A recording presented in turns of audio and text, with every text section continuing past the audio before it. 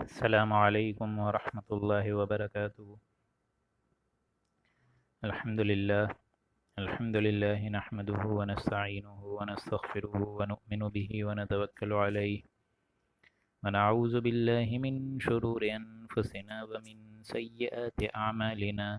من يهده الله فلا مضل له ومن يضلله فلا هادی له ونشهد ان لا الہ الا اللہ وحده لا شریک له ونشهد أن محمدا عبده ورسوله أما بعد أعوذ بالله من الشيطان الرجيم بسم الله الرحمن الرحيم ولو أننا نزلنا إليهم الملائكة وكلمهم الموتى وحشرنا عليهم كل شيء قبلا ما كانوا ليؤمنوا وحشرنا عليهم كل شيء قبلا ما كانوا ليؤمنوا إلا أن يشاء الله ولكن أكثرهم يجهلون وكذلك جعلنا لكل نبي عدوا شياطين الإنس والجن يوحي بعضهم إلى بعض زخرف القول غرورا ولو شاء ربك ما فعلوه فذرهم وما يفترون ولتصغى إليه أفئدة الذين لا يؤمنون بالآخرة وليرضوه وليقترفوا ما هم مقترفون رب اشرح لي صدري ويسر لي أمري واحلل عقدة من لساني يفقهوا قولي۔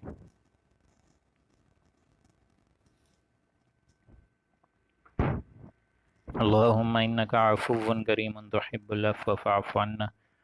اللهم لا تدع لنا في مقامنا هذا ذنبا إلا غفرته ولا هما إلا فرجته ولا كربا إلا نفسته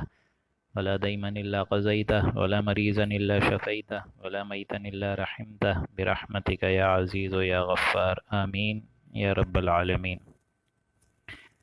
سامعین محترم، اب جس رکوع مبارک کی ہم تشریح اور تفسیر سمجھنے جا رہے ہیں یہ سورہ انعام کا 14واں رکوع ہے، اور اب آج سے بسم اللہ ہوا جا رہا ہے 8ویں پارے کا، یعنی ولو اننا کا۔ اور جیسا کہ میں آپ لوگ کو بتا چکا ہوں، سورہ انعام اور اعراف مکیات صورتیں ہیں، مکی دور کی صورتیں ہیں، جس میں سے پہلی سورہ انعام جو ہے اس میں التذکیر بآلاء اللہ کا ذکر ہے، یعنی اللہ کی بڑی بڑی رحمت، نعمتیں اور قدرت کے کرشمہ، جبکہ جو دوسری صورت ہے سورہ اعراف اس میں التذکیر بایام اللہ، اللہ تعالیٰ کی وہ بڑے بڑے دن جس دن اس نے بڑی بڑی قوموں کو نسیم منسیہ کر دیا، ہلاک کر دیا اور روئے زمین سے ایک دم ہلاکت کے کنارے تک پہنچا دیا۔ غور طلب یہ بھی بات ہے کہ جس دور میں یہ سورہ نازل ہو رہی ہے اس دور میں حضور اکرم صلی اللہ علیہ وآلہ وسلم کی دعوت اور تبلیغ کی جو رسپانسبلٹی ہے اس کو گویا کہ 10 سے 11 برس ہو چکے ہیں، اور عرب مشرکین عرب کی طرف سے، منافقین عرب، مشرکین عرب، بت پرست انسانوں سے وہاں سے بار بار تقاضے آ رہے ہیں اور بار بار وہاں پہ چیلنجز آ رہی ہیں اور بار بار امیدیں آ رہی ہیں کہ کسی طریقے سے آپ کوئی نشانی دکھائیے یا رسول اللہ، آپ اگر دعویٰ کر رہے ہیں نبوت کا، رسالت کا، آپ کہہ رہے ہیں کہ قرآن مجید جو ہے آپ پر نازل ہوا ہے، تو آپ کوئی حصی معجزہ دکھائیے۔ اگر آپ خود کہہ رہے ہیں کہ حضرت موسیٰ علیہ السلام نے بھی حصی معجزے دکھائے، دریا شق کرا، اسی طریقے سے وہ لاٹھی جو عزا بن گئی، یہ تو آپ نے خود بتایا ہمیں، تو اسی لحاظ سے آپ نے حضرت عیسیٰ علیہ السلام کی بھی خبریں ہم کو سنائیں، ان کے بھی واقعتاً حصی معجزات ہمیں بتائے۔ تو اب آپ جو اتنا بڑا چیلنج کر رہے ہیں تو what do you have to present، آپ کے پاس کیا چیز ہے نازل کرنے کے لیے؟ یہاں پہ اللہ تعالیٰ کا فیصلہ یہ ہے کہ ہم کوئی حصی معجزہ نہیں دکھائیں گے۔ حصی معجزہ سب سے بڑا معجزہ اور پوری دنیا پہ اللہ کا سب سے بڑا احسان، اللہ تعالیٰ کا سب سے بڑا فضل اور اللہ تعالیٰ کی سب سے بڑی نشانی یہ گویا کہ قرآن مجید ہے۔ جس کو راستہ طلب کرنا ہوگا اس قرآن مجید کو سمجھے، پڑھے، غور کرے، فکر کرے، عمل کرے، گویا کہ اگر طلب ہدایت ہوگا تو یہ قرآن مجید اس کے دل میں گھر کر جائے گا، ورنہ درس قرآن بھی کوئی پھر فائدہ پہنچائے گا نہیں اس کو، الا یہ کہ ثواب ہو جائے گا۔ اب یہاں معجزہ حضور اکرم صلی اللہ علیہ وآلہ وسلم کا اور اللہ کی طرف سے قرآن مجید ہے، اور اللہ تعالیٰ اس کے علاوہ اور کوئی معجزہ اس لیے نہیں دکھانا چاہ رہا کہ جس دن ان کو معجزہ دکھا دیا گیا مشرکین عرب کو تو ان کی تو اجل، ان کی مہلت ہی ختم ہو جائے گی۔ تو یہ اللہ کی ایک حکمت تھی، اللہ تعالیٰ کا ایک لانگ ٹرم کا پلان تھا ان لوگوں کے لیے کہ جس کو جب ایمان لانا ہو وہ اسی دور کے اندر ہی ایمان لے آئے، ہم کوئی حصی معجزہ نہیں دکھائیں گے۔ اب ان دو یوں سمجھیے کہ چکی کے پانٹوں کے درمیان حضور اکرم صلی اللہ علیہ وآلہ وسلم کی جان مبارک آ گئی ہے، کیونکہ یہاں اتنا عظیم چیلنج ہے قرآن مجید اللہ تعالیٰ کی طرف سے کہ یہ نازل ہم نے کر دیا، جس کو یہ راستہ طلب کرنا ہے راستہ طلب کر لے، اس کو پڑھے، اس کی آیات میں غور و بینی کرے۔ قرآن میں وہ غوطہ زن ہے مرد مسلمان، اور یہاں کافر سے اور مشرکین عرب سے اور منافقین عرب سے ایک بہت بڑا تقاضا ہے کہ آپ اسی معجزہ دکھائیے۔ چنانچہ دیکھیں اب جا کے اللہ تعالیٰ نے اہل ایمان کی دل جوئی کے لیے کہ ہم کیوں ان کو حصی معجزہ نہیں دکھا رہے ہیں، آیت کے شروع میں ہی فرمایا اعوذ باللہ، اب ہم بسم اللہ کرنے جا رہے ہیں، اتنی تمہید کافی ہے۔ اعوذ باللہ من الشیطان الرجیم، بسم اللہ الرحمن الرحیم، وَلَوْ أَنَّنَا نَزَّلْنَا إِلَيْهِمُ الْمَلَائِكَةَ، اور اگر ہم ان کے پاس فرشتے نہیں بلکہ فرشتوں کو بھیج دیتے، جمع کا صیغہ ہے، یعنی ہم چاہتے تو فرشتہ ایک کیا یہ جو اتنی دیر سے مطالبہ کر رہے ہیں کہ آپ کہتے ہیں آسمان سے کوئی فرشتہ آتا ہے نازل، تو ہمیں بھی دکھائیے، جو آپ کو جبریل علیہ السلام کلام سکھا رہے ہیں ہمیں بھی دکھائیے۔ تو اللہ تو اس پہ بالکل پوری کی پوری قادر مطلق ذات ہے، اور پوری کی پوری اس پہ رکھتا ہے پابندی، اور اس پہ پوری کی پوری اتھارٹی رکھتا ہے، قادر مطلق ہے اس بات پہ، نزلنا الیہم الملائکہ، کہ ہم ایک فرشتے کیا بلکہ فرشتوں کی فوجیں ان کے اوپر پے در پے اتار دیں۔ اور یہی نہیں بلکہ وَكَلَّمَهُمُ الْمَوْتَى، اور ان سے مردے بات کرنے لگ جائیں، یہ دوسری نشانی ہم دکھا سکتے ہیں۔ اور سب سے ابو وَحَشَرْنَا عَلَيْهِمْ كُلَّ شَيْءٍ، اور تمام موجودات یعنی جو غیبی حصی معجزے ہیں، عرش جو ہے، عرش کے علاوہ جو ہے اللہ تعالیٰ کی جنت ہے، اللہ کی دوزخ ہے، یہ ساری چیزیں عظیم الشان، یعنی ایسی چیزیں جس کو امریکنز کہتے ہیں کہ there is nothing more certain that which cannot be heard and there is nothing more certain that which cannot be seen، جو ابدی حقائق ہماری نظروں سے اوجھل ہیں، ہمیں نظر نہیں آ رہے ہیں، اور غیب کا پردہ ہے، اللہ تعالیٰ اس غیب کے پردے کو بھی کھول دے۔ وَحَشَرْنَا عَلَيْهِمْ كُلَّ شَيْءٍ، ہر چیز ان غیبی حصی معجزات سب کچھ دکھا دیں۔ قُبُلًا مَا كَانُوا لِيُؤْمِنُوا، اور ان کی آنکھوں کے روبرو لا کر جمع کر دیں، مَا كَانُوا لِيُؤْمِنُوا، تب بھی یہ لوگ ایمان نہیں لائیں گے، اِلَّا أَن يَشَاءَ اللَّهُ، مگر یہ کہ اللہ ہی جس کو چاہے۔ یعنی اگر ان تمام چیزوں کو بھی دیکھ لیں گے تب بھی اب ان میں ایمان کی رمق بیدار ہو ہی نہیں سکتی۔ کیوں؟ کیونکہ ہم لوگ کل کی نشست میں آخری آیت پڑھ چکے ہیں، وہ والی جس کا حوالہ سورہ بقرہ کے پہلے رکوع میں دیا ہے اللہ نے، ختم اللہ علی قلوبہم وعلی سمعہم وعلی ابصارہم غشاوہ۔ انسان کے جسم میں اگر آپ کوئی بھی چیز اس کا استعمال نہ کریں، آپ عقل کا استعمال نہ کریں، آپ بے وقوف بن جائیں گے۔ آپ اپنے جوڑوں کا استعمال نہ کریں، جوائنٹس کا استعمال نہ کریں، پلاسٹر لگا کے 8 سال تک بیٹھے رہیں، وہ جوائنٹ ختم ہو جائے گا۔ اسی طریقے سے اللہ نے آپ کو ایک باطنی حقیقت دی ہے، آپ کی روح، اس روح کی نشو و نما کی فکر نہیں کریں گے اور قرآن مجید پر غور نہیں کریں گے تو اللہ تعالیٰ اس روح کے عالم پہ بھی، جو عالم امر کا معاملہ ہے، اس پر اللہ تعالیٰ زنگ لگا دیتا ہے۔ اور جب وہ زنگ لگ جاتا ہے تو ایک درس قرآن کیا ہزاروں درس قرآن سمجھیں پھر بھی نہیں۔ یعنی ایک بار اللہ تعالیٰ اگر آپ کو حقیقت سے آشنائی دے، آپ کا دل گواہی دے دے کہ ہاں بات سچ ہے، اللہ کی بات سمجھ آ رہی ہے، ہماری فطرت کا بھی تقاضا یہی ہے، اور ابو آل اللہ اور رسول اللہ کا حکم ہے۔ اب اگر آپ اس کو اگنور کریں، اپنے تعصب کی بنا پر، ہٹ دھرمی کی بنا پہ، ضد کی بنا پہ، زدم زدہ کی کیفیت میں، اب جب دوبارہ قرآن مجید یا کوئی ایسی حقیقت آپ پر منکشف ہوگی تو اس کا اثر کم ہوگا، اور بار منکشف ہوگی کم ہوگا، کم ہوگا اور کم ہوگا، اتنا ہوگا کہ ختم اللہ علی قلوبہم وعلی سمعہم، کہ ان کے دل، آنکھیں، بصارت، ویژن، سننا، سب کچھ اللہ تعالیٰ محو کر دیتا ہے، ختم کر دیتا ہے، مہر لگا دیتا ہے، سیل اپون دیئر ہارٹس، اللہ تعالیٰ ایسا کر دیتا ہے۔ اس لیے یہاں کیا فرمایا کہ یہ اگر سارے کے سارے معجزے دیکھ بھی لیں، ہم فرشتے کیا فرشتوں کی فوجیں بھی دھڑا دھڑ اتار ڈالیں، موتا کلمہم الموتا، ان سے مردے قبروں سے اٹھ کے باتیں کرنے لگیں، وحشرنا علیہم کل شیء قبلا، ان کی آنکھوں کے روبرو ہم وہ تمام غیبی حصی معجزے لا کے فیس کر دیں، فیس ٹو فیس، ما کانوا لیؤمنوا الا ان یشاء اللہ، تب بھی یہ لوگ ایمان نہیں لائیں گے۔ یہ جو اتنے حصی معجزات مانگ رہے ہیں، یہ پہلے کون سا ایمان لے آئے تھے؟ الا ان یشاء اللہ، مگر یہ کہ اللہ ہی جس کو چاہے، اللہ جس کو چاہے گا بغیر حصی معجزے کے بھی ایمان دے دے گا۔ کیا حضرت ابو بکر، عمر، عثمان، علی نے رضی اللہ تعالی عنہ اجمعین، انہوں نے معاذ اللہ کو حصی معجزے مانگے تھے؟ نہیں، الا ان یشاء اللہ، مگر جس کو اللہ ہی چاہے، وہ تو بغیر انک علی کل شیء قدیر کی ذات ہے، کن فیکون کی ذات شانی رکھتا ہے، وہ تو بغیر معجزے کے بھی لوگوں کو سیدھے ٹریک پہ لا سکتا ہے۔ لیکن حال کیا ہے ان کا؟ وَلَكِنَّ أَكْثَرَهُمْ يَجْهَلُونَ، لیکن ان میں سے زیادہ لوگ جہالت کی باتیں کرتے ہیں، یعنی جہالت سے مراد یہاں پہ جذباتی انداز اپناتے ہیں، ان کو سمجھ نہیں آتی ہے یہ باتیں۔ وہ لوگ یہی چاہتے ہیں کہ بس ہمیں کسی طرح حصی معجزات دکھا دیں۔ اللہ کا یہاں پہ کرم اور ان پر فضل یہ ہو رہا ہے کہ اگر ان کو کوئی حصی معجزات دکھا دیا گیا تو ان کی اجل ختم ہو چکی ہوگی، ان کی مہلت ختم ہو جائے گی۔ بگلی آیت جو ہے وہ بھی اہمیت کی حامل ہے فلسفہ دین، بلکہ میں یوں کہوں گا فلسفہ تحریک کے لحاظ سے بہت اہم آیت ہے۔ وَكَذَلِكَ جَعَلْنَا لِكُلِّ نَبِيٍّ عَدُوًّا شَيَاطِينَ الْإِنسِ وَالْجِنِّ، اور اسی طرح ہم نے ہر نبی کے دشمن بہت سے شیطان پیدا کر دیے انسانوں میں سے اور جنوں میں سے۔ ہم نے پیدا کر دیا، اللہ تعالیٰ اپنی طرف بول رہا ہے یہ، ہم نے ہر نبی کے لیے دشمن پیدا کر دیے شیطان میں سے، کچھ آدمی اور کچھ جن۔ کیا مطلب ہوتا ہے اس کا؟ نبی کو تو دعوت اور تبلیغ کا فرض منصبی ادا کرنا ہے، ان کے لیے تو فرشتے اللہ تعالیٰ پیدا کرتا، ان کے لیے تو حمایتی دوست مددگار پیدا کرتا، ان کا تو کوئی رائٹ ہینڈ بناتا۔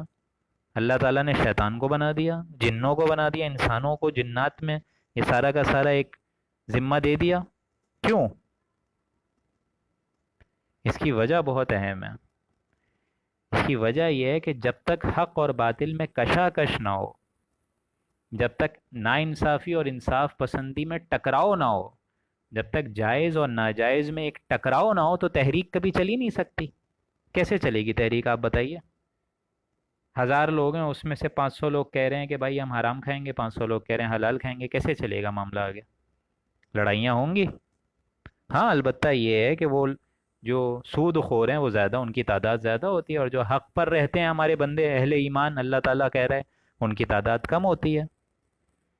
وَكَذَلِكَ جَعَلْنَا لِكُلِّ نَبِيٍّ، اسی طرح ہم نے بنائے ان کے نبیوں کے دشمن، بہت سے انسانوں اور جنوں کو شیطان میں سے، یعنی بہت سے شیطان پیدا کر دیے، یعنی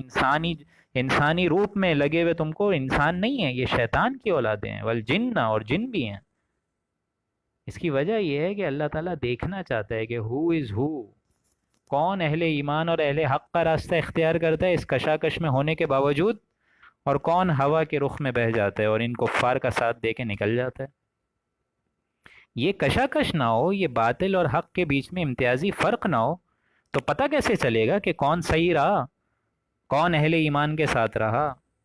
کون جو ہے اللہ تعالیٰ کی راہ میں جہاد کر سکا، کون اللہ تعالیٰ کی راہ میں قربانی دے سکا، کون اللہ کی راہ میں ایثار پیش کر سکا، کس نے زیادہ محنت کری، کس نے زیادہ مشقت کری، کیسے پتہ چلے گا؟ اگر یہ معاملہ گڈمڈی دنیا میں اللہ تعالیٰ رکھتا رہے، ایسے نبیوں کے لیے شیطان اور جنات ان ساری چیزوں کو نہ پیدا کرے، ایسی مخلوقات کو نہ پیدا کرے، تو کیسے پتہ چلے گا ہو از ہو اینڈ واٹ از واٹ؟ تبدی بعد مخالف سے نہ گھبرائے عقاب، یہ تو چلتی ہے تجھے اونچا اڑانے کے لیے، یہ ہوا چلتی ہے ہم لوگ کو اونچا اڑانے کے لیے۔ اگر آپ حق پر ہیں تو آپ کو نظر آئے گا کہ پوری دنیا آپ کے سامنے جو ہے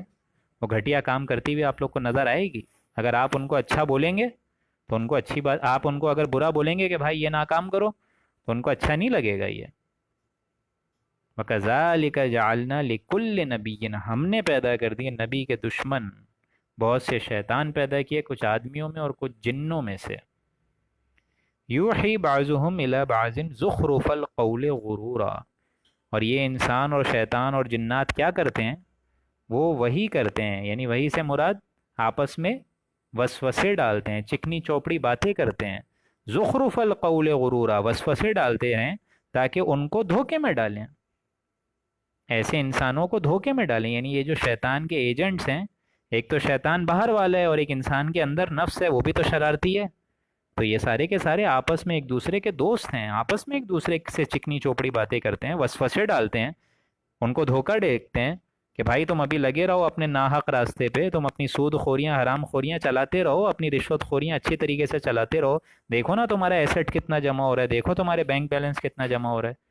تم حضور اکرم صلی اللہ علیہ وآلہ وسلم کے راستے کو مت اپناؤ، اپنے اس دین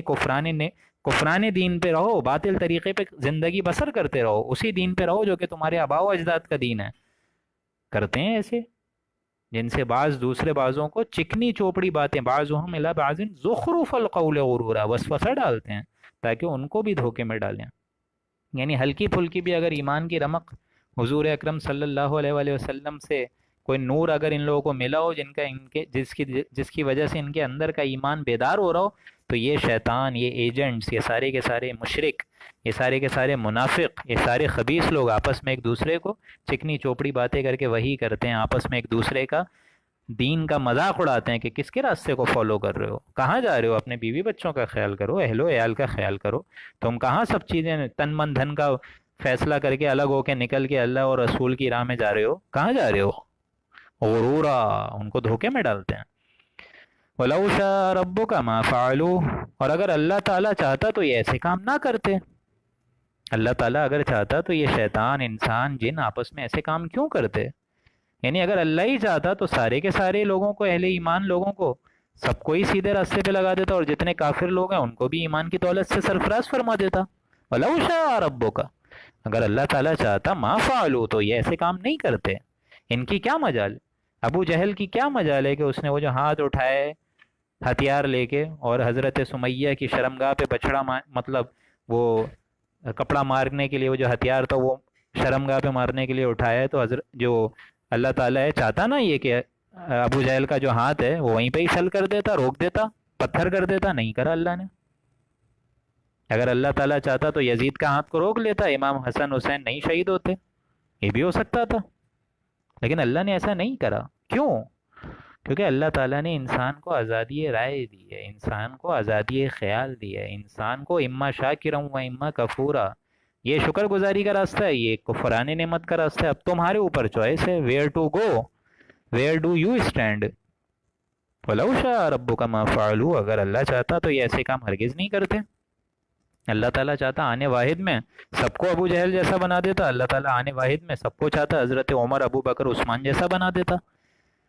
نہیں، لیکن یہ اس کی مشیت ہے. اللہ تعالیٰ نے انسانوں کو آزادی رائے دی ہے. یہ امتحان کی جگہ ہے، یہ آزمائش کی جگہ ہے کہ یہاں انسان کیا کر رہا ہے ہم اس کو دیکھیں گے،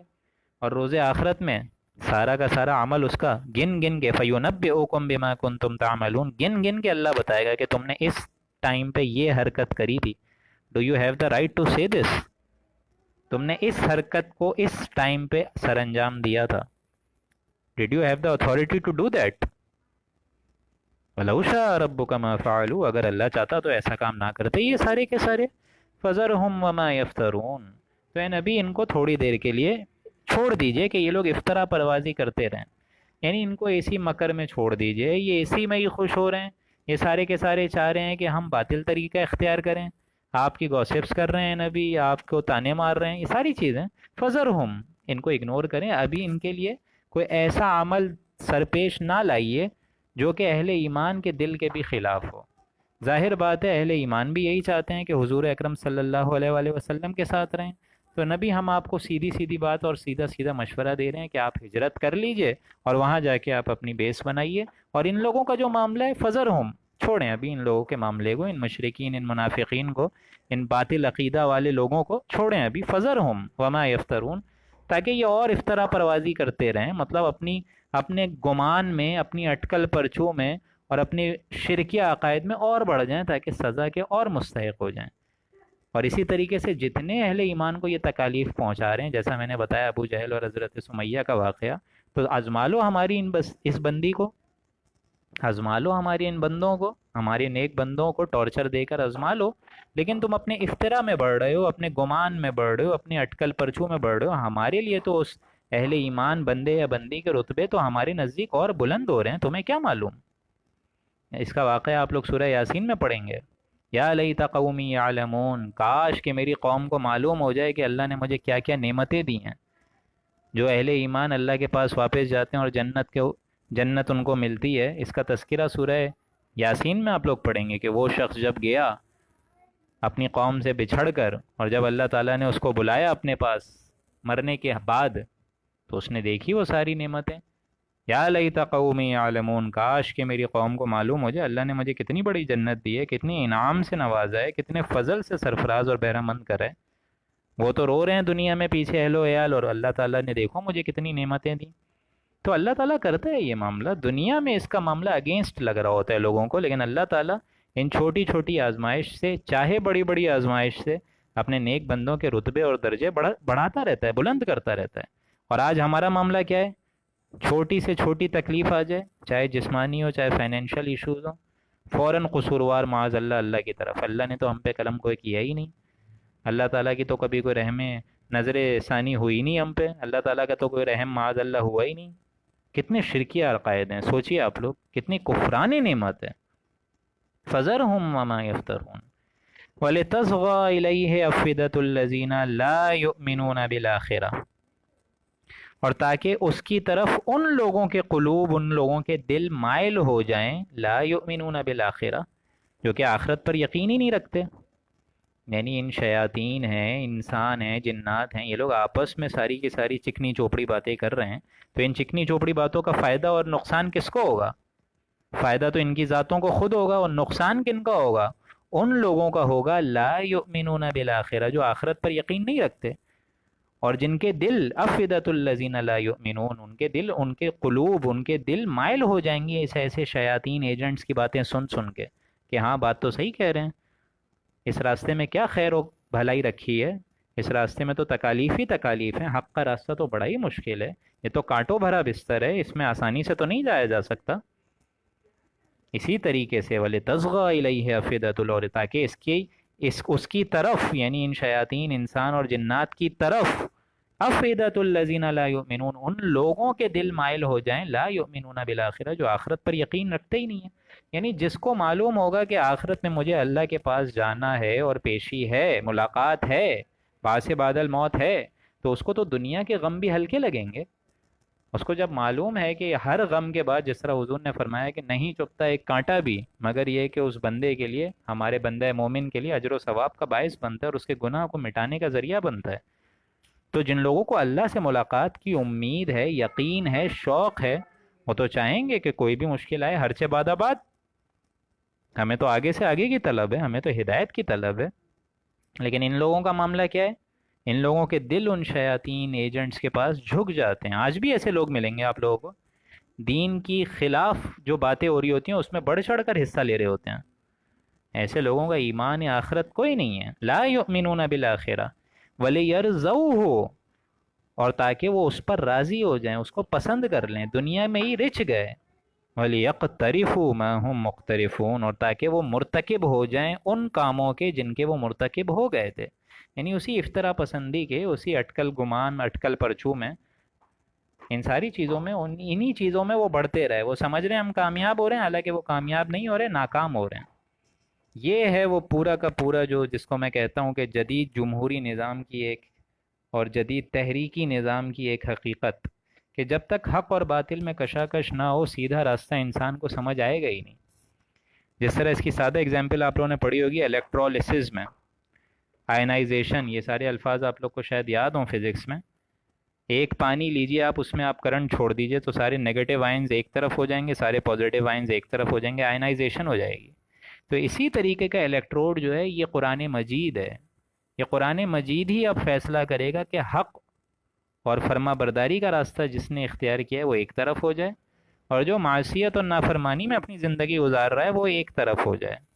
اسی وجہ سے اللہ تعالیٰ نے انسانوں کو آزادی رائے اور آزادی خیال دی ہے. اور جو نیگیٹو آئنس کی طرف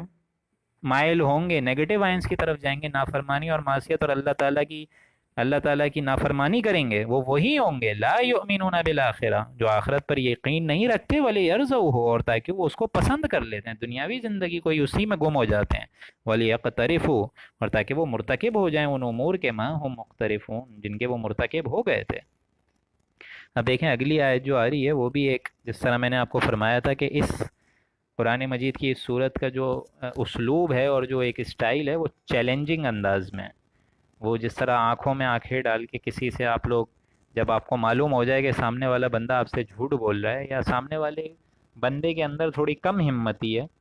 یا یوں سمجھیے احساس کمتری ہے، تو آپ اس کی آنکھوں میں آنکھیں ڈال کے دیکھتے ہیں اور کہتے ہیں کیا واقعی تمہیں یہ یقین ہے؟ Are you really convinced? تو یہاں کیا فرمایا ہے؟ وہی آنکھوں میں آنکھیں ڈال کے پیئرسنگ انداز میں، پیئرسنگ آئیز کے ساتھ، جیسے آپ کو سرچنگ کوسچن پوچھتے ہیں، افغیر اللہ ابتغی حکما، تو کیا اللہ کے سوا کسی اور فیصلہ کرنے والے کو میں تلاش کروں؟ یہاں نبی فرما رہے ہیں کہ کیا اللہ کے علاوہ بھی میں اپنا کوئی اور حکم مانوں، کوئی اور اپنا حمایتی مانوں، کوئی اور اپنا دوست مانوں، کوئی اور اپنا پشت پناہ، کوئی اپنا ولایتی حمایتی سمجھوں؟ فغیر اللہ، اللہ کے سوا؟ یعنی یہ دیکھیں یہ انداز جو ہے یہ بڑا، یوں سمجھیے کہ سمجھانے کا اسٹائل ہے۔ قرآن مجید کا جو انداز ہوتا ہے وہ جذباتی ہے، منطقی کے ساتھ ساتھ جذباتی بھی ہے، آپ کو آپ کے اندر سوچنے پہ مجبور کرے گا، ہاں یار بات تو صحیح ہے۔ انٹروسپیکشن کرنے کا ایک اسٹائل ہے، اس میں دروبینی کا ایک اسٹائل ہے، غور و فکر کرنے کا ایک اسٹائل ہے۔ قرآن میں ہے غوطہ زن، اے مرد مسلمان، تو اس میں انسان اگر اپنے اندر سوچے گا وہ خود کہے گا کہ ہاں یار بات تو صحیح ہے، کیونکہ دین اسلام کی ایک بھی تعلیم آپ کی فطرت کے اگینسٹ نہیں ہے۔ یہی بات جو ہے نان مسلم سمجھتے ہی نہیں ہے۔ افغیر اللہ ابتغی حکم، کیا اللہ کے سوا بھی میں اور کوئی اپنا معبود تلاش کروں، اور کوئی اپنا حکم تلاش کروں؟ آگے چل کے آپ لوگ پڑھیں گے ایک بڑی خوبصورت آیت، قل ان کان للرحمن ولد فانا اول العابدین، اے نبی آپ ان سے فرمائیے کہ اگر اللہ کی کوئی بیٹا ہوتا، اللہ کی کوئی اولاد ہوتی، بیٹی ہوتی، تو سب سے پہلے تو میں نبی اس کو پوچھتا، یعنی نبی خود اس کو پوچھتے۔ اللہ کی اولاد ہے ہی نہیں، اللہ کی اولاد ہرگز نہیں ہے، نہ اس کی کوئی بیوی ہے، نہ بچہ ہے، نہ کوئی والدین، کچھ نہیں، اللہ تعالیٰ تو تنہا اکیلا، تو افغی اس تنہا اکیلے اللہ کو ابتغی حکما، اس کے علاوہ اپنا کوئی اور حکم مقرر کر دوں؟ کتنا سوچنے کا انداز ہے، آپ غور کریں۔ وَهُوَ الَّذِي أَنزَلَ إِلَيْكُمُ الْكِتَابَ مُفَصَّلًا، حالانکہ حال تو یہ ہے کہ وہ اللہ تو ایسا اللہ ہے جس نے ایک کتاب کامل تمہارے پاس پہنچا دی ہے، بھیج دی ہے، مفصلہ، جس کے مضامین بہت خوب صاف صاف تفصیل کے ساتھ بیان ہو چکے ہیں۔ یعنی اس اللہ تعالیٰ نے تمام اہل ایمان کو بھی اور تمام نوع انسانی کو بھی ہر ایک کو مخاطب کر کے بتا دیا ہے کہ یہ سیدھا راستہ ہے، مفصلہ، تفصیل سے بتا دیا ہے۔ ایسی کتاب جس کے بارے میں آپ لوگ پڑھیں گے، لا یأتیہ الباطل من بین یدیہ ولا من خلفہ، اس پہ تو باطل حملہ آور ہو ہی نہیں سکتا، نہ آگے سے، نہ پیچھے سے، نہ دائیں سے، نہ بائیں سے۔ تو یہ کتاب تو سیدھا راستہ دکھاتی ہے، صراط مستقیم دکھاتی ہے، وہ راستہ دکھاتی ہے جو تم کو جنت الفردوس تک پہنچائے گا۔ تو اس راستے کو چھوڑ کر، اس حکم کو چھوڑ کر، ایسے انصاف پسند ذات کو چھوڑ کر، اتنے عظیم الشان معبود کو چھوڑ کر میں کوئی اور حکم مقرر کروں؟ کیا واقعی؟ آگے کوشچن مارک ہے، سوچیں آپ لوگ۔ ایک اللہ، آپ خود سوچیں نا، ہم جب بیمار ہو جائیں، ہمیں جب خدا نہ کرے کوئی تکلیف ہو جائے، اور جب ہم دیکھتے ہیں کہ سب کے سب ایک ایک کر کے ہمارا ساتھ چھوڑ رہے ہیں، ہم سے جو ہے قطع تعلقی کر رہے ہیں کہ بھائی کہیں اس کا فائنینشیل برڈن ہم پہ نہ آ جائے، اس کی ذات کی ٹینشن ہم کیوں پالیں، تو کون ہوتا ہے آپ کا سہارا؟ کون ہوتا ہے آپ کا حمایتی؟ کون ہوتا ہے آپ کا مددگار؟ کون ہوتا ہے ولایتی؟ کون ہوتا ہے؟ وہ سوائے ذات باری تعالیٰ کے اور کوئی نہیں ہوتا۔ اور اسی راستے کو ہم چھوڑ کے اور اسی کی نافرمانی کر کے ہم پوری زندگی گزار رہے ہیں۔ والذین آتیناہم الکتاب یعلمون انہ منزل من ربک بالحق، اور جن لوگوں کو ہم نے یہ کتاب دی ہے وہ اس بات کو جانتے ہیں، یقین کے ساتھ جانتے ہیں کہ یہ کتاب نازل ہوئی ہے من ربک، آپ کے رب کی طرف سے، بالحق، حق لے کر۔ یعنی یہ جو سیدھا راستہ تمہیں دکھایا جا رہا ہے یہ اللہ کی طرف سے ہے، اور وہ اللہ جس نے یہ کتاب نازل کری ہے حق کے ساتھ، رہنمائی کے ساتھ، ہدایت یافتہ ایک کتاب ہے تم لوگوں کے لیے، مفصل کتاب ہے، روشن کتاب ہے، برہان ہے، دروبینی کرنے کی ایک کتاب ہے، دی ریمائنڈر ہے، دی ذکر ہے، الٹیمیٹ ریمائنڈر ہے، فلا تکونن من الممترین، تو آپ نہ ہو جائیے شک کرنے والوں میں۔ یعنی کوئی انسان اب شک کرنے کی کوئی گنجائش نہیں ہے، ہر ایک کو اب 100% یقین ہونا چاہیے کہ مجھے مر کے اللہ کے پاس جا کر اپنے ہر عمل کا جواب دینا ہے۔ وَتَمَّتْ كَلِمَةُ رَبِّكَ صِدْقًا وَعَدْلًا، اور اے نبی آپ کے رب کی بات تمام ہو چکی ہے، بتمام و کمال کے مقام تک پہنچ چکی ہے، صدقا وعدلا، سچائی کی وجہ سے اور عدل و انصاف کے اعتبار سے بھی آپ کے رب کی بات پوری ہو چکی ہے، کامل ہو چکی ہے۔ وہ تمت، بتمام و کمال اللہ تعالیٰ نے اس قرآن مجید میں تمام باتیں کھول دی نوع انسانی کی ہدایت کے لیے، نوع انسانی کی رہنمائی کے لیے، اور نوع انسانی کو سیدھا راستہ منتخب کر کے دے دیا ہے اللہ نے۔ وَتَمَّتْ كَلِمَةُ رَبِّكَ، اس سے پہلے ہم لوگ پڑھ چکے ہیں سورہ مائدہ میں، الیوم اکملت لکم دینکم واتممت علیکم نعمتی ورضیت لکم الاسلام دینا، آج کے دن میں نے اپنا اسلام، دین اسلام تمہارے لیے چن لیا اور اپنی نعمتیں تم پر اتمام کر دی ہیں۔ الیوم اکملت لکم دینکم، تمہارا دین اب پورا ہو چکا ہے۔ اس دین کے پورے ہونے کے باوجود اگر کوئی راستہ بدعت کا اختیار کرے گا وہ اس کے لیے گمراہی ہے۔ وَكُلُّهُمْ ضَلَالَةٌ، بلکہ ضلالت ہے، وَكُلُّهُمْ ضَلَالَةٌ فِي النَّارِ، اور وہ ضلالت آگ میں لے کر جائے گی اگر ایسا شخص جو کہ دین میں بدعات کو جنم دے۔ حضور اکرم صلی اللہ علیہ وآلہ وسلم نے سیدھا راستہ دیا ہے، تم ادھر ادھر جاؤ گے وہ بدعات ہے، اور ہر بدعت جو ہے وہ ظلم ہے، اور ظلم جو ہے اندھیرے کا باعث بنے گی روز قیامت میں۔ اسی وجہ سے آتے روایتوں میں کہ جب اللہ کے نبی انشاءاللہ وہاں موجود ہوں گے جنت کے پاس، تو کچھ لوگ آئیں گے، حضور اکرم صلی اللہ علیہ وآلہ وسلم جیسا حلیہ ہوگا، ان کا داڑھی ہوگی لمبی لمبی، اور اس طرح وہ ٹخنے بھی جو ہیں وہ پائنچوں کے اوپر ہوں گے، لیکن حضور نظر پھیر لیں گے اور حضور بولیں گے کہ تم نے میرے دین کے بعد، یعنی جو دین میں دے کر گیا، اللہ کا دین، سیدھا دین، صاف دین، کامل دین، مبارک دین، اسٹریٹ فارورڈ دین، اس میں تم نے اپنی بدعات کو جنم دیا، قومیت کو جنم دیا، عصبیت کو جنم دیا، لسانیت کو جنم دیا، فرقہ واریت کو جنم دیا، اپنی حیثیت کے لیے، اپنی چودراہٹ کے لیے، اپنی مسندوں کے لیے دین کے ٹکڑے ٹکڑے کر دیے تم نے، جس کا ذکر پورا اس سورہ انعام کے پورا ایک رکوع موجود ہے ایسے لوگوں کے لیے جو دین کا ٹکڑا ٹکڑا کر دیتے ہیں۔ ان الذین فرقوا دینہم وکانوا شیعا لست منہم فی شیء، بے شک ہے نبی ان سے آپ کا پھر کوئی تعلق نہیں ہے جو کہ اپنے دین کو فرقہ فرقہ کر دیں، الگ الگ کر دیں۔ یہ آیت آئے گی بہت تفصیل سے اسی سورہ میں آخری رکوع میں۔ تو اللہ تو یہ کہہ رہا ہے کہ اللہ کا دین جو ہے اس بات کو لے کے واقعتاً تمام باتیں اس کی اس دین میں پوری ہو گئیں، سچائی اور عدل و انصاف کی بنا پر، سچائی اور عدل و انصاف کے اعتبار سے، لا مبدل لکلماتہ، اس کے کلام کو کوئی بدلنے والا نہیں ہے، وہو السمیع العلیم، اور اللہ تعالیٰ سنتا ہے اور علم رکھتا ہے، جانتا ہے، یعنی دیکھ رہا ہے اللہ تعالیٰ کہ کون کیا کیا عقیدوں کی بنیاد پر ہمارے سیدھے راستے کو فرقوں میں توڑ رہا ہے۔ اللہ جانتا ہے، سنتا بھی ہے اور جانتا بھی ہے، دیکھتا بھی ہے، لیکن پکڑتا کیوں نہیں ہے؟ اس لیے نہیں ویسے تو پکڑ سکتا ہے، لیکن پکڑتا ہے اس لیے نہیں ہے کیونکہ ڈھیل دیتا ہے، تاکہ اور اپنے گناہوں میں کلو وتمتعوا، یا آگے آپ لوگ آیت پڑھیں گے، کھاؤ پیو انجوائے کرو، اسی میں ہی لگے رہو، تم سمجھ رہو تمہاری ترقیاں ہو رہی ہیں، ایسا نہیں ہے۔ کلو وتمتعوا قلیلا، کھا لو پی لو، گنتی کے تو کچھ روز ہیں۔ ان مصیرکم الی النار، آؤ گے تو ہمارے پاس آگ نہیں نا، جاؤ گے کہاں؟ وَإِن تُطِعْ أَكْثَرَ مَنْ فِي الْأَرْضِ، اب یہ آیت جس طرح اس سے پہلی والی آیت اہم تھی نبیوں کے معاملے میں، یہ بھی آیت جو آیت نمبر 116 ہے، یہ بھی بہت اہم آیت ہے جدید جمہوری نظام کی نفی کے لیے۔ جدید جمہوری نظام کی نفی کے لیے ہوتا کیا ہے کہ ایک جمہوریت ہے، جمہوریت کا ایک طرز حکومت ہے جس میں لوگوں کو گنا کرتے ہیں، تولا نہیں کرتے۔ اب قرآن دیکھیں یا کیا فرما رہے، وَإِن تُطِعْ أَكْثَرَ مَنْ فِي الْأَرْضِ، اور دنیا میں زیادہ لوگ تو ایسے ہیں کہ اگر اے نبی آپ ان کا کہنا مان لیں گے، یا اے انسانوں اہل ایمان اگر تم ان کا کہنا مان لو گے، یضلوک عن سبیل اللہ، تو وہ تو آپ کو اللہ کی راہ سے بے راہ کر دیں گے، الگ کر دیں گے۔ یعنی زمین میں اکثریت ایسی ہے جو کہ باطل پر قائم دائم ہے، اکثریت سود خور ہے، اکثریت حرام خور، جوئے اور یہ ساری چیزوں میں لگے ہیں، زنا کے اڈے چلا رہے ہیں، اکثریت وہ ہے جو وراثت کھا رہے ہیں، اکثریت وہ ہے جو کہ اوٹ پٹانگ حرکتیں کر رہے ہیں، اکثریت وہ ہے جو جھوٹ بول رہے ہیں، اکثریت وہ ہے جو نماز قضا کر رہے ہیں، اکثریت وہ ہے جو والدین کا حق ادا نہیں کر رہے ہیں، اکثریت وہ ہے جو اہل و عیال کی پرواہ نہیں کر رہے ہیں، اکثریت وہ ہے جو دین کی راہ میں نہیں لگے ہوئے ہیں، اکثریت وہ ہے جو قرآن مجید نہیں پڑھ رہے، اکثریت وہ ہے جو قرآن مجید کو آگے نہیں پھیلا رہے۔ وَإِن تُطِعْ أَكْثَرَ مَن فِي الْأَرْضِ، زمین میں اکثر، زیادہ تر لوگ، کثیر تعداد ان لوگوں کی ہے کہ اے نبی، اے اہل ایمان، اگر آپ لوگ ان کا کہنا مانیں گے، یضلوک عن سبیل اللہ، تو وہ آپ کو اللہ کی راہ سے الگ کر دیں گے، بے راہ کر دیں گے۔ اب قرآن کا فتویٰ تو یہ ہے کہ اکثریت باطل پرست ہے،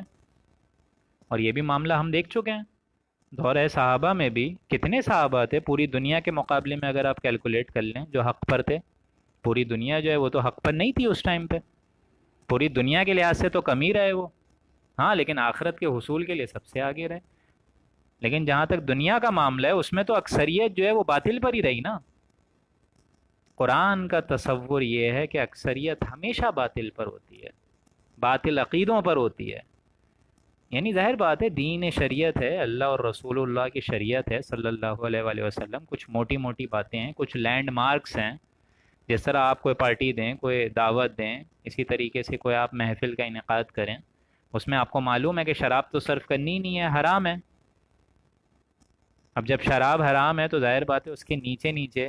7 اپ ہے، پیپسی ہے، کوئی اور مشروب ہے، روح افزا ہے، وہ آپ سرو کریں، اس کے لیے آپ اکثریت کی رائے لے لیجئے، اس میں تو کوئی مسئلہ نہیں ہے۔ یعنی مباحات میں آپ اکثریت کی رائے لے لیجئے، کوئی مسئلہ نہیں ہے۔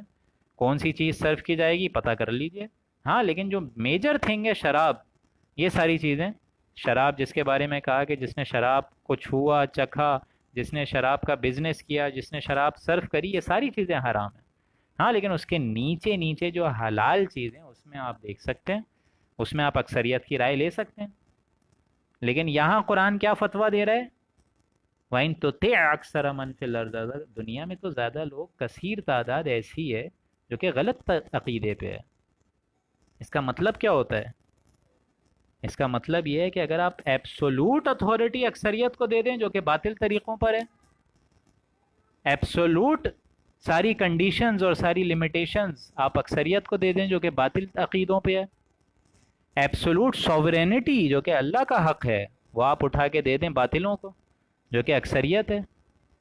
اس سے بڑی گمراہی، ان للہ و انا الیہ راجعون، اس سے بڑی گمراہی کوئی نہیں ہے۔ یہ اللہ کی شان میں بغاوت ہے، یہ اللہ کی شان میں بغاوت عظیم ہے۔ ایبسولوٹ اتھارٹی اٹھا کے آج کے دور میں بالخصوص سوورینٹی اٹھا کے لوگوں کو دے دی ہے۔ یہ کرسچنز جو ہیں، پوپ جو ہے وہ کیا کر رہا ہے؟ جو پوپ بتا رہے ہیں حلال یہ ہے، حرام یہ ہے، سارے کرسچنز اس پہ فالو کر رہے ہیں۔ آج ہمارے حکمران ہیں، ان کو پتہ ہی نہیں ہے دین و شریعت کا، جو چیز چاہیں حلال دے رہے ہیں، حرام دے رہے ہیں، انسان کو پتہ ہی کچھ نہیں ہے۔ ایبسولوٹ اتھارٹی، سوورینٹی، یہ ان اکثریت کے پاس جانی چاہیے جو حق پر ہیں، یہ نہیں ہو جو اکثریت باطل عقیدوں پر ہے، نہیں، لیکن سوورینٹی ان حق پہ رہنے والوں پر بھی اسی انداز میں چلے گی جیسا کہ اللہ اور رسول کی شریعت سے ثابت ہے۔ وَإِن تُطِعْ أَكْثَرَ مَن فِي الْأَرْضِ، ان دنیا میں زیادہ لوگ ایسے بھی ہیں کہ اہل ایمان، اگر آپ ان کا کہنا مانیں گے، یُضِلُّوكَ عَن سَبِيلِ اللَّهِ، وہ تو گھمرا دیں گے، مچلا دیں گے آپ کو اپنے اس دین اللہ الہی سے، بے راہ کر دیں گے اللہ کے دین سے۔ إِن يَتَّبِعُونَ إِلَّا الظَّنَّ، وہ محض بے اصل خیالات، اٹکل پرچو ظن ہیں، گمان ہیں، اپنے ہی خیالات ہیں، اپنے ہی نفسانی عقیدے ہیں، اپنی ہی شہوت کے تقاضے ہیں، اسی پہ ہی خیالات پر ہی اپنی زندگی گزار رہے ہیں۔ فَإِنْهُمْ إِلَّا يَخْرُصُونَ، اور وہ بالکل قیاسی باتیں کر رہے ہیں، ایسی باتیں کر رہے ہیں جس کی منطقی کوئی حیثیت ہے ہی نہیں، سرے سے نہیں ہے۔ إِنَّ رَبَّكَ هُوَ أَعْلَمُ مَن يَضِلُّ عَن سَبِيلِهِ، بالیقین آپ کا رب خوب جانتا ہے جو اس کی راہ سے الگ ہو جاتا ہے۔ یعنی اللہ کا راستہ تو سیدھا ہے، اگر تم ہٹ کے اللہ سے زیادہ بڑے معلم بننا چاہو گے، اللہ تعالیٰ کی شریعت سے آگے کا سوچنا چاہو گے، تو اللہ جانتا ہے، اللہ جانتا ہے من یضل عن سبیلہ، کہ کون اس کی راہ سے الگ ہو گیا، وہو اعلم بالمہتدین، اور سائملٹینیس کانٹراسٹ، اللہ ان کو بھی جانتا ہے جو اس کی راہ پر چلتے ہیں، جو ہماری راہ میں جذبات دیتے ہیں، جو ہماری راہ میں جانیں دیتے ہیں، جو ہماری راہ میں ایثار پیش کرتے ہیں، جو ہماری راہ میں تن من دھن کا عزم لگا کے بیٹھ جاتے ہیں، اللہ جانتا ہے، اللہ جانتا ہے، اور وہ ان کو راستہ دکھاتا بھی ہے، بالمہتدین، ہدایت دیتا بھی ہے کہ کون ہے اس کی راہ میں چلانے والا، ہدایت پر اپنے آپ کو لانے والا، کون ہے اس کی راہ میں ہدایت کا طلبگار، اللہ ایسا دیتا ہے پھر۔ فَكُلُوا مِمَّا ذُكِرَ اسْمُ اللَّهِ عَلَيْهِ، تو جس جانور پر اللہ کا نام ہی نہ لیا جائے اسے مت کھاؤ۔ ان کنتم بآیاتہ مؤمنین، اگر تم اس کے احکام پر ایمان رکھتے ہو، یعنی اہل ایمان کا تقاضا یہ ہونا چاہیے ایمان لانے کے بعد ایسی حرام چیزوں کی طرف منہ نہ مارو جس پر اللہ کا نام ہی نہ لیا گیا ہو۔ اب یہ سارے کے سارے احکامات جس طرح میں بتا چکا ہوں کہ آلریڈی آ چکے ہیں سورہ مائدہ میں، اور سورہ مائدہ جو ہے سورہ انعام کے بعد نازل ہوئی ہے، وہ مدنی صورت ہے، یہ اب ہم مکی صورت پڑھ رہے ہیں، مدنی صورت ہجرت کے بعد نازل ہوئی ہیں، تو وہاں تو فائنل ٹچز دے دیے گئے کہ ظاہر بات ہے حام ہے، صاحبہ ہے، وسیلہ ہے، یہ ساری کے ساری جو جانور جو تم نے گڑے ہوئے ہیں ان کے کانوں کو چیر رہے ہو، ان کی سینگوں کو ہٹا رہے ہو، ان پر نشان لگا رہے ہو کہ اللہ کہ ہماری دیوی دیوتا کے ناموں پر یہ بک ہو گئے ہیں، ان کا گوشت بھی نہیں کھا رہے ہو، ان پر سواری بھی نہیں کر رہے ہو، ان سے کسی قسم کا فائدہ نہیں لے رہے ہو، تو یہ تو تمہارے عقیدے ہیں، یہ تمہارے عقیدے ہیں، اللہ تعالیٰ نے ایسی کوئی بات، اگر تمہارے پاس عقیدہ ایسا ہے تو اس کا پروف دو، ایویڈنس دو، سند دکھاؤ۔ اللہ نے کیا تورات میں لکھا، انجیل میں لکھا، قرآن مجید میں لکھا؟ کہیں نہیں لکھا۔ تو فَكُلُوا مِمَّا ذُكِرَ اسْمُ اللَّهِ، تو جس جانور پر اللہ کا نام ہی نہ لیا جائے اسے مت کھایا کرو۔ وہ باقاعدہ وہ جو ہے یہ آگے تفصیل چلے گی سورہ نحل میں 14ویں پارے میں کہ فلاں فلاں کا وہ نام لیتے تھے اور فلاں فلاں کا نام نہیں لیتے تھے، فلاں فلاں کو کہتے تھے کہ اللہ کا نام ہم اس جانور پہ نہیں لیں گے، تو اللہ تعالیٰ یہی بتا رہا ہے کہ ان جانوروں کو مت کھایا کرو جس پر اللہ کا نام ہی نہ لیا جائے، یعنی اللہ کا نام ہو، قربانی ہو، پراپر ذبح ہو اور پوری کی پوری شریانے کٹیں، پھر وہ جانور حلال ہے آپ کے لیے، پھر مزے سے کھاؤ۔ جو نام اللہ کا جس جانور پہ اللہ کا نام ہی نہ لیا ہو اس کو مزے سے کیوں کھا رہے ہو؟ یہ تمہارے بیکار عقیدے ہیں، غیر منطقی عقیدے ہیں۔ وَمَا لَكُمْ أَلَّا تَأْكُلُوا مِمَّا ذُكِرَ اسْمُ اللَّهِ عَلَيْهِ، اور تم کو کیا ہو گیا ہے، کون سی بات اس کا باعث بن گئی ہے کہ تم ایسے جانور میں سے نہ کھاؤ جس پر اللہ کا نام لیا گیا ہو؟ یعنی اگر اللہ کا نام لیا گیا ہے تو اس کو کھاؤ، ایسے جانور میں سے نہ کھاؤ جس پر اللہ کا نام نہ لیا گیا۔ اب یہ دیکھیں یہ ساری کی ساری جو باتیں ہیں، یہ قرآن مجید کا ایک اسلوب بیان ہوتا ہے، یہ سب اشکال والی باتیں یہ مشرکین کرتے تھے، باقاعدہ ایسی باتیں کرتے تھے جو آپ کے دلوں کو اچھی لگتے ہیں، جیسے وہ لوگ یہ بھی کہتے تھے کہ جو اللہ نے مارا ہے یا خود مر گیا ہے وہ حرام قرار دے رہے ہو تم، اور جو خود مارتے ہو وہ حلال ہو گیا، یہ کیا مطلب ہے؟ اب دیکھیں بات سننے میں اچھی لگ رہی ہے نا، کہ جو اللہ نے مارا ہے یا خود مر گیا وہ حرام ہے، اور جو خود مارتے ہو تم وہ حلال ہو گیا، اچھی لگ رہی ہے نا بات سننے میں؟ اسی طریقے سے وہ یہ بھی کہتے تھے انما البیع مثل الربا، کہ بھائی تجارت ہے، کاروبار ہے، بزنس ہے، یہ بھی تو سود کی طرح ہے، اس میں بھی نفع ہوتا ہے، اس میں بھی نفع ہوتا ہے، کیا نقصان ہو گیا کہ 10 لاکھ روپے کسی کو آپ نے دیے اور 5,000 ماہانہ دینا شروع ہو گئے، جائز ہو گیا نا یہ؟ یا 10 لاکھ روپے مکان لیں اور 4,000 سود پہ دے دیں، وہ ناجائز کہہ رہے ہو؟ اب یہ ساری وہ اشکال والی باتیں ہیں، اور یہ آج بھی لوگ کر رہے ہیں، دل کو بھانے والی، دل کو اطمینان بخش باتیں لگنے والی، اس لیے یہاں فرمایا جا رہا ہے وما لکم، تمہیں کیا ہو گیا ہے، کس چیز نے تم کو روکا ہے، اس امر کا باعث ہو سکتا ہے کیا چیز نے روکا ہے، اللہ تاکلوا مما ذکر اسم اللہ، کہ تم ایسے جانور میں سے نہ کھاؤ جس پر اللہ کا نام لیا گیا ہو، یعنی اللہ کا نام جب لے لیا ہے تو اس میں سے کھاؤ۔ علیہ وقد فصل لکم، اس آیت کی تفصیل آگے چل کے آ جائے گی اسی صورت میں 138ویں آیت میں، یہ ساری آیتیں مزید وہاں کھلیں گی کہ ایسے کون کون سے وہ جانور ہوتے تھے جن پر وہ اللہ کا نام نہیں لیتے تھے، یا اللہ کا نام لیتے تھے تو بھی اس کو نہیں کھاتے تھے۔ یہ آگے چلے گا معاملہ 138 140ویں آیت میں آگے جا کے کھلے گی یہ بات انشاءاللہ اس رکوع میں جا کے۔ تو ان لوگوں کو کیا ہو گیا ہے کہ اس جانور میں سے نہیں کھاتے جس پر اللہ کا نام لے لیا ہے، جو حلال ہو گیا ہے اس کو بھی نہیں کھا رہے۔ وَقَدْ فَصَّلَ لَكُم مَّا حَرَّمَ عَلَيْكُمْ، حالانکہ اللہ نے تو ان سب جانوروں کی تفصیل آلریڈی بتلا دی ہے جن کو تم پر حرام کیا گیا ہے۔ سورہ مائدہ میں یہ تفسیر آ گئی ہے، خنزیر کا گوشت مت کھاؤ، ایسے گوشت مت کھاؤ جو کہ کسی قبر پر جا کے ذبح کر رہے ہو، جو کہ آستھانوں پر جا کے ذبح کر رہے ہو، اور اس سے بھی آگے چل کے سورہ نحل میں 14ویں پارے میں، کیونکہ وہ سورت جو ہے اس سورت سے پہلے نازل ہوئی ہے، تو وہاں پہ اس سورہ نحل میں بھی اللہ نے پوری کی پوری حکمت کھول کے بتا دی گئی ہے کہ کون کون سے جانور تمہارے لیے حرام ہیں، جن کو تم پر حرام کر دیا گیا اس کی تفصیل تو اللہ بتا چکا ہے، لیکن الا مستررتم الیہ، ہاں مگر جب تم کو شدید اور سخت ضرورت پڑ جائے، بھائی جب شدید ضرورت پڑ جائے، شدید تکلیف ہو جائے اور پیسے بھی نہیں ہیں اور سامنے دیکھ رہے ہو کہ سور جا رہا ہے، پورک جا رہا ہے، تو اس کو بھی کھا لو، کوئی مسئلے کی بات نہیں ہے، لیکن جان بچانے کی حد تک کھاؤ، یہ نہ ہو کہ بیٹھ کے اس کو مزے سے کھا رہے ہو اور شہوت کے تقاضے پورے کر رہے ہو۔ جان بچانا اگر 10% گوشت سے بھی ہو رہا ہے تو 10 کے بجائے 20% کھا رہے ہو، یہ نہیں ہے۔ اس میں اللہ نے کچھ شرائط رکھی ہیں، اس میں اللہ نے کچھ لمیٹیشنز رکھی ہیں، کچھ کنڈیشنز رکھی ہیں۔ نمبر 1 کنڈیشن تو یہ ہے کہ جتنی جان بچانے کے حد تک کھایا جا سکے اتنا کھایا جائے، گناہ کا پہلو نہ ہو اور اس میں زیادتی نہ ہو۔ إِلَّا مَزْتُرِرْتُمْ إِلَيْهِ وَإِنَّ كَثِيرًا لَيُضِلُّونَ بِأَهْوَائِهِمْ بِغَيْرِ علم۔ اور یہ یقینی بات تو ہے کہ بہت سے آدمی اپنے غلط خیالات پر بلا کسی سند کے لوگوں کو گمراہ کرتے پھرتے ہیں، بغیر علم، ان کے پاس کوئی علم ہے ہی نہیں، بیٹھ کے اوٹ پٹانگ باتیں کر رہے ہیں۔ جس طرح میں نے آپ کو بتایا کہ تجارت بھی تو سود جیسی ہے، اس میں کیا مسئلہ ہے؟ تم لوگ کیوں جو ہے وہ سود کو حرام قرار دیتے ہو؟ سود میں بھی دیکھو ہمارے پاس پیسے جمع ہو رہے ہیں، تجارت میں بھی ہو رہے ہیں۔ تو یہ چیز اللہ کے نزدیک نہیں چلتی، یا آخرت کے معاملے میں یہ چیز کانٹراسٹ میں جاتی ہے۔ وَإِنَّ كَثِيرًا لوگوں میں زیادہ تر ہیں، کثیر تعداد ہے، لِيُضِلُّونَ بِأَهْوَائِهِمْ بِغَيْرِ علم،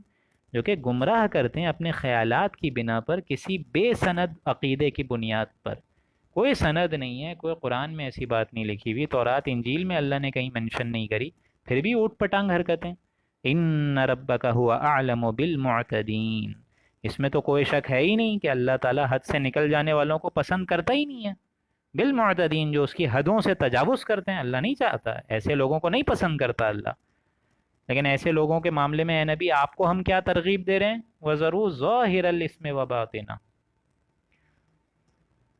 اور لوگوں کو، اہل ایمان کو بلکہ بتایا جا رہا ہے کہ اب اہل ایمان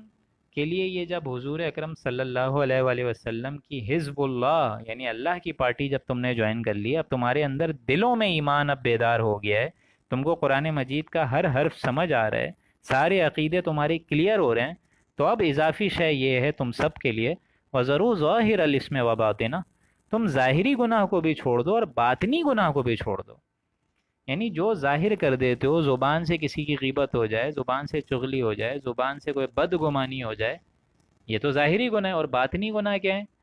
اپنے دل میں اب تم کسی کے لیے بغض رکھ کے بیٹھے ہو، کینہ عداوت رکھ کے بیٹھے ہو، تو یہ ساری چیزیں چھوڑ دو۔ ایمان لانے کے بعد اب یہ چیز تمہارے شایان شان نہیں جاتی ہے، اچھی نہیں لگتی ہے۔ وَذَرُوا ظَاهِرَ الْإِثْمِ وَبَاطِنَهُ، تم ظاہری گناہ کو بھی چھوڑ دو اور باطنی گناہ کو بھی چھوڑ دو۔ ان الذین یکسبون الاسم، بلا شبہ جو لوگ گناہ کما رہے ہیں، سیجزون بما کانوا یقترفون، ان قریب ان کو اس گناہ کی سزا، اس غداری کی سزا، اس نافرمانی اور معصیت کی سزا مل کے رہے گی اپنے پروردگار سے۔ ولا تأکلوا مما لم یذکر اسم اللہ علیہ وانہ لفسق، اور ایسے جانوروں میں سے بھی مت کھاؤ جن پر اللہ کا نام لیا ہی نہ گیا ہو۔ آج بھی ہم دیکھتے ہیں، جاتے ہیں مرغی کی دکان پہ، جو مرغی کاٹنے والا ہوتا ہے اس کے منہ میں بھی پتہ نہیں کیا کیا تمباکو گٹکا بھرا ہوا ہے، اور بیٹھ کے ایسے ہی گردن توڑ دی مرغی کی اور آپ کے سامنے گوشت بنا کے دے دیا۔ اس نے نہ تکبیر پڑھی اس پہ، نہ بسم اللہ اللہ اکبر بولا، کچھ بھی نہیں کرا اور جا کے دے دیا آپ کو۔ یہ بھی گوشت حرام ہو جاتا ہے، جس پر اللہ کا نام ہی نہ لیا گیا ہو، وہ کیسے حلال ہوگا؟ کیسے مطلب آپ کے لیے جائز ہوگا؟ وہ تو حرام کے کٹہرے میں آ جائے گا، حرام کے زمرے میں آ جائے گا۔ اس لیے ان لوگوں کو بولا کریں کہ بھائی پہلے پان گٹکے یہ ساری چیزیں پھینکا کرو، اس کے بعد پراپر طریقے سے بسم اللہ اللہ اکبر بولو اور پھر جانور کو ذبح کرو۔ یہی معاملہ قصائیوں کا بھی ہے، بڑے مزے سے 11-12 بجے آئیں گے اور قصائی کے منہ میں پتہ نہیں کیا کیا بھرا ہوتا ہے، پہلے بولنا پڑتا ہے، ان سے اگلوانی پڑتی ہے ساری چیزیں، پھر بآواز بلند تکبیر پڑھنی پڑتی ہے تاکہ ان لوگوں کو یاد آ جائے کہ یہ بھی ہوتا ہے کچھ۔ یہ تو حال ہے اس ملک کا۔ وَلَا تَأْكُلُوا مِمَّا لَمْ يُذْكَرِ اسْمُ اللَّهِ عَلَيْهِ وَإِنَّهُ لَفِسْقٌ، اور ایسے جانوروں میں سے مت کھاؤ جن پر اللہ کا نام ہی نہ لیا گیا ہو۔ وَإِنَّهُ لَفِسْقٌ، اور یہ امر بے حکمی کا ہے، گناہ کا کام ہے یہ۔ وَإِنَّ الشَّيَاطِينَ لَيُوحُونَ إِلَىٰ أَوْلِيَائِهِمْ لِيُجَادِلُوكُمْ، اور یقیناً شیاطین اپنے دوستوں کو تعلیم دیتے ہیں، وہی کرتے ہیں، وہی سے مراد آپس میں ایک دوسرے میں کانوں میں گمان پیدا کرتے ہیں اور اس طریقے سے سرسبز خیالات دکھاتے ہیں، سبز باغات دکھاتے ہیں، اِلَىٰ أَوْلِيَائِهِمْ لِيُجَادِلُوكُمْ، تاکہ تم سے بھی وہ جدال میں ایک دوسرے سے جھگڑا کریں۔ یعنی شیطان جو ہے انسانوں کے، جس طرح میں نے بتایا کہ شیطان کی گٹھی میں یہ بات ہے کہ حضرت آدم کی جتنی نسل ہے ہم تو ڈوبے ہیں صنم اور تم کو بھی لے ڈوبیں گے، تو اس کا تو معاملہ خراب ہے ہی، وہ یہی چاہتا ہے کہ اب جتنی نوع انسانی ہے اس کو گمراہ کروں۔ تو ایسے شیطان اپنے دوستوں کو، یعنی یہ جو انسان ہے وہ ان کو دوست بن جاتے ہیں، ایسے نافرمان اور اللہ کی غداری کرنے والے اور اللہ کی باغی جو ہیں وہ ان شیاطین کے دوست بن جاتے ہیں، تو ان دوستوں کو تعلیم دیتے ہیں تاکہ یہ تم سے ان معاملے میں جھگڑے ہیں